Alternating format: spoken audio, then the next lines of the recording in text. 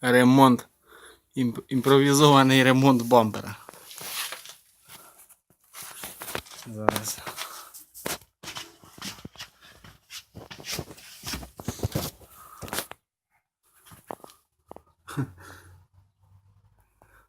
Покажу окончання, якщо вийде все.